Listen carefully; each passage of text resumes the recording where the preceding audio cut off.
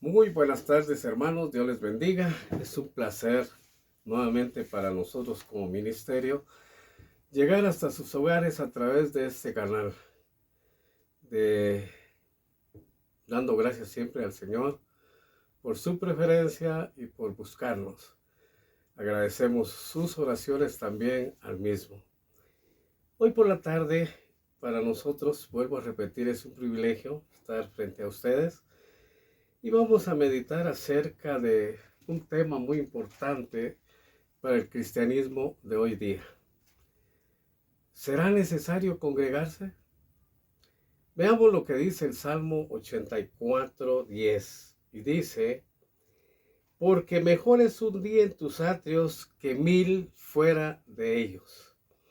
Escogería antes estar a la puerta de la casa de mi Dios que habitar en las moradas de maldad. Padre, te damos gracias en esta tarde por el tiempo que nos concedes, rogándote, Señor, que de antemano bendigas a aquellos que nos ven por este canal. Bendice a cada hermano por nombre propio que se encuentra a lo largo y ancho de toda Latinoamérica. Gracias, Señor, en el nombre de Jesús. Amén. La pregunta del millón: ¿será aburrido congregarse para adorar a Dios? Algunas personas afirman: creo en Dios y amo a Dios, pero asistir a la iglesia les aburre. ¿Se siente usted igual? Es una realidad, lamentablemente. La realidad es que el aburrimiento, la insatisfacción y la frustración han llevado a algunas personas a crear su propia manera de adorar a Dios. Algunos observadores llaman a este fenómeno religión a la carta. Sin embargo, quienes desean deleitarse adorando a Dios, quizás esta opción les resulta poco agradable. ¿Por qué? Es la pregunta. Porque es posible que el desencanto que les alejó de sus iglesias, ¿ya?, como la frialdad, la falta de amor, la falta de doctrina, el consentir el pecado, el desinterés por las ovejas, la acepción de personas dentro de la iglesia, los atrapó de nuevo. Para muchos, ante esta situación surge la pregunta: ¿será aburrido y tedioso por las enseñanzas de la Escritura? Clamamos a la roca de nuestra salvación, dice la Escritura. Por supuesto que no. Veamos el ejemplo del salmista. El salmista dice: vengan, cantemos con júbilo al Señor. Ahí en el Salmo 95:1.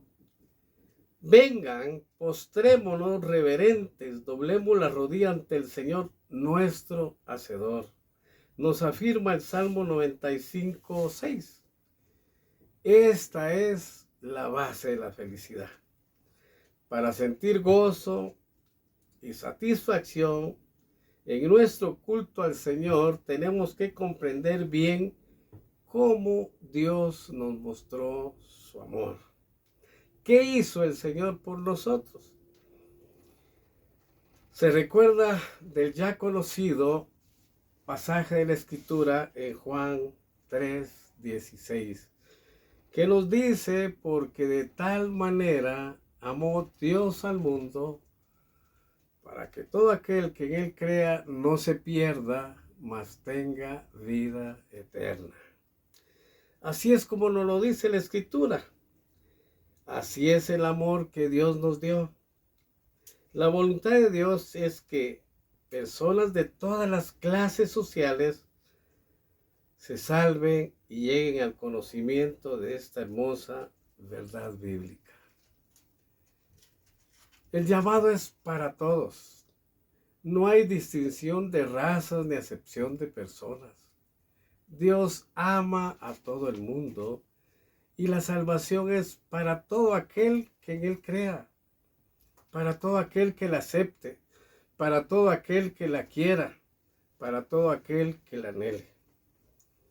Primera de Timoteo nos dice, esto es bueno y agradable a Dios nuestro Salvador, pues Él quiere que todos sean salvos y lleguen a la verdad.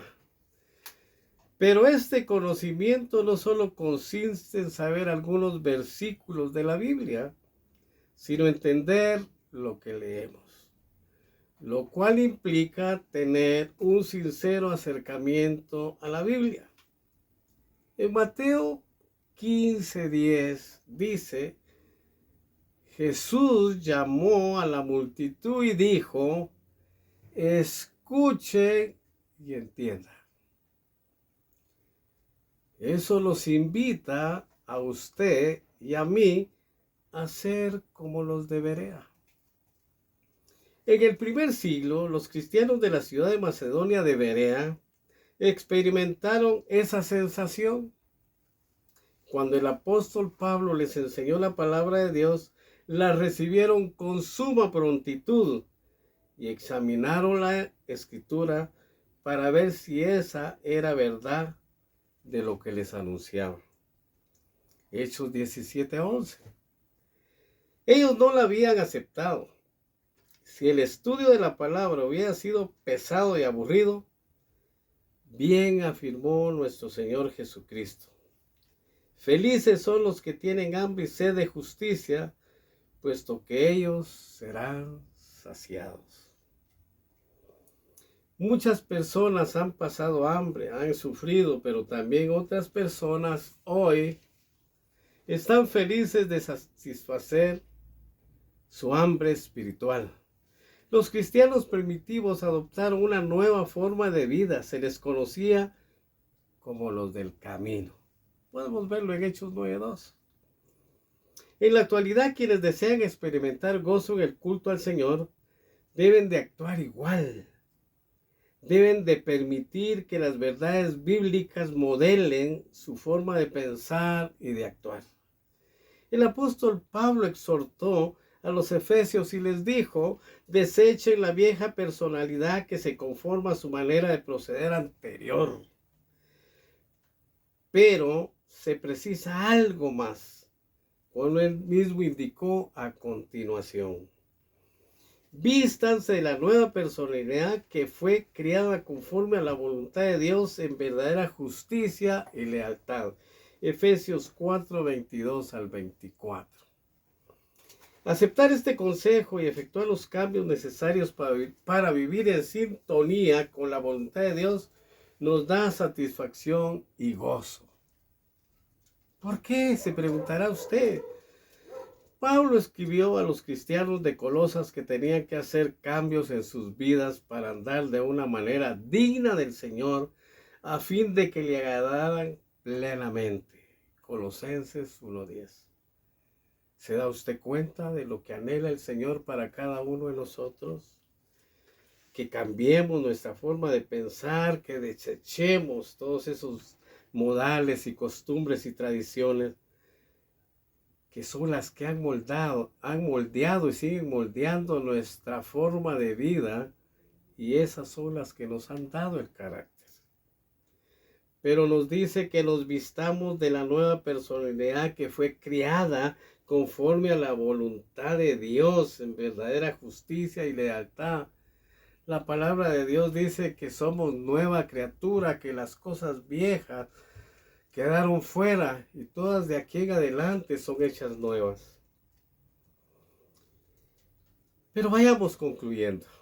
El solo hecho de saber que a Dios le complace nuestra nueva manera de vivir debe de motivarnos a ser obedientes. Pero además, Dios hace posible que le agrademos plenamente. ¿Cómo? Gracias al perdón. Todos pecamos y todos necesitamos el perdón de Dios. Pablo afirmó en 1 Timoteo 1:15, Jesús vino al mundo para salvar a los pecadores, de los cuales usted y yo somos los primeros. Cuando Jesús sacrificó su vida por nosotros, abrió las puertas al perdón, quitándonos una pesada culpa de encima. Quien abraza la adoración a Dios no está solo. Y recuerde, el salmista David escribió: yo me alegro cuando me dicen, vamos a la casa del Señor. Salmo 1, 22. Podemos darnos cuenta entonces de la exhortación del Señor para que nos congreguemos con los santos, para que aprendamos esa nueva manera de vivir conforme al Señor, conforme a la voluntad del Señor. Que desechemos toda esa vieja manera de actuar, de pensar, y que veamos hacia adelante y nos acomodemos a la nueva personalidad que nos fue creada conforme a la voluntad de Dios, cuando usted y yo abrimos nuestro corazón al Señor y lo recibimos. Dice la palabra del Señor que fuimos hechos nueva criatura. Y eso debe de ayudarnos, debe de darnos ese coraje, esa valentía de poder vivir una nueva vida en Cristo. Y algunos dirán, no, es que a mí me cuesta. Sin embargo, la palabra del Señor dice que usted y yo recibimos el Espíritu Santo. Y cuando usted y yo recibimos el Espíritu Santo, nos dio poder, nos dio dominio propio, nos dio criterio. Y hoy podemos decir con toda confianza, todo lo puedo en Cristo, porque Él me fortalece. Amigo, hermano, usted que se ha olvidado de asistir a la iglesia, usted que ya no desea tener esa comunión con Dios, usted se está dando cuenta ahora cómo están los tiempos. Estamos viviendo tiempos finales, tiempos de angustia, tiempos de hambruna. Hay escasez de trabajo, luego viene la escasez de combustible, el encarecimiento de todo. ¿Y qué podemos hacer usted y yo si no ponemos y depositamos nuestra confianza en el Señor? Hoy es el tiempo, dice la palabra del Señor, en que usted pueda rectificar su conducta y acercarse con plena confianza a nuestro Hacedor, a nuestro Creador.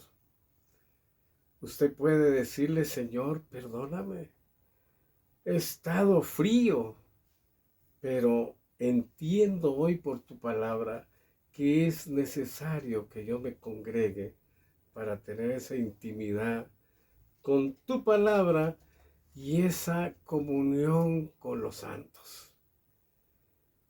Pídale al Señor con todo su corazón para que le ayude a deponer esa actitud y usted pueda cambiar y retomar esa personalidad que le fue dada cuando aceptó a Cristo como su Salvador. Y si usted, amigo, aún no ha tomado esa decisión, acérquese confiadamente al trono de la gracia del Señor y dígale, Señor, perdóname. He sido pecador y soy pecador, pero me arrepiento. Necesito de ti, Señor, para que tú guíes mi vida y pueda tomar decisiones sabias. Hoy te abro mi corazón para que tú entres a mi vida y cambies mi modo de pensar, de actuar. Ayúdame, Señor, te necesito. Quiero que tú seas mi Señor y Salvador. En el nombre de Jesús. Amén. Si usted, amigo, hizo esta oración, le sugiero y le aconsejo que busque una iglesia y se congregue para que usted pueda crecer y madurar y conocer al autor de nuestros días. Amigos y hermanos, Dios les bendiga en esta tarde. Un saludo a todos y cada uno por nombre propio, ahí donde se encuentra. Dios los bendiga, Dios los guarde Y espero que este breve consejo de la palabra nos ayude a pensar, a meditar y a retomar el lugar que nos pertenece dado por Dios en su iglesia. Dios les bendiga, mis hermanos. Hasta pronto. Por favor, oren por este ministerio. Se lo suplico en el nombre de Jesús. Ayúdennos para estar nuevamente con ustedes próximamente. El Señor les bendiga, mis hermanos. Hasta pronto. Dios les guarde.